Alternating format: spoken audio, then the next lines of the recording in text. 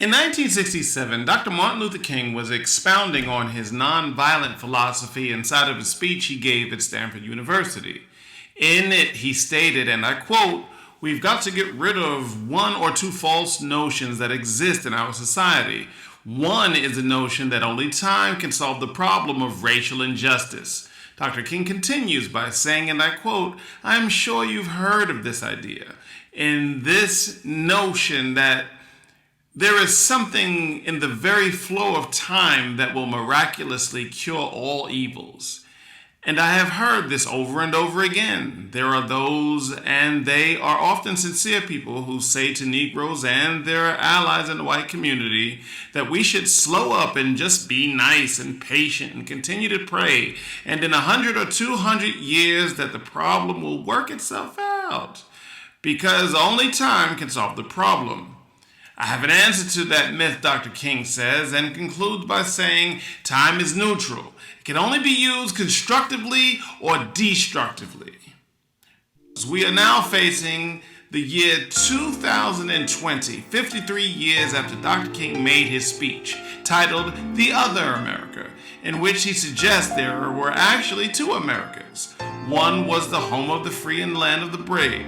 The other America was home to many who were not brave at all. They were scared.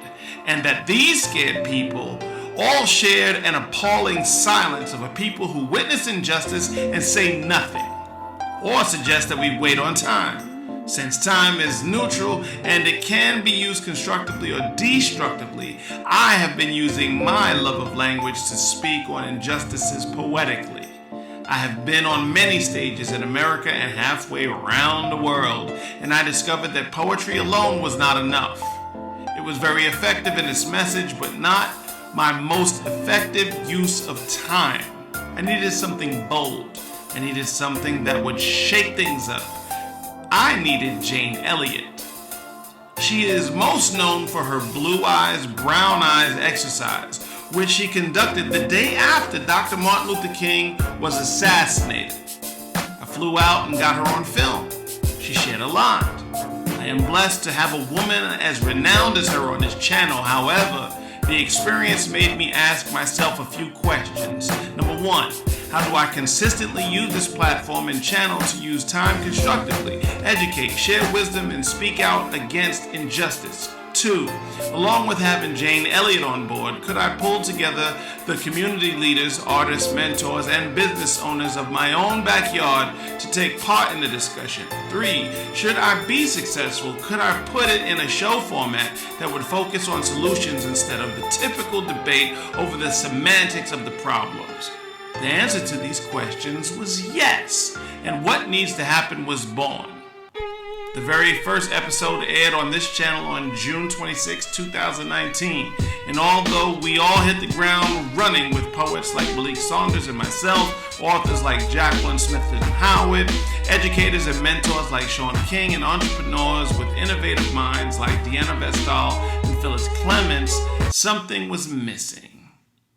We shot 7 amazing, thought-provoking episodes, yet something was missing. The wisdom was there, so was the personality and chemistry of the ensemble that was brought together. The filmmaker in me still said something was wrong.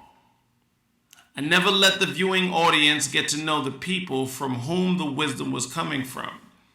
To fix this, I asked everyone in the ensemble to tell a story on camera for our season finale of What Needs to Happen. I also asked the ensemble to have this story outline something in their personal lives that would give the viewing audience an insight into their character, how they really were, who they are as a person, an insight into their logic, perspective, and how they think. The ensemble responded, and I couldn't be more proud of their stories that they have shared. Open your mind and buckle your seatbelts. Next stop is the 8th episode and season finale of What Needs to Happen.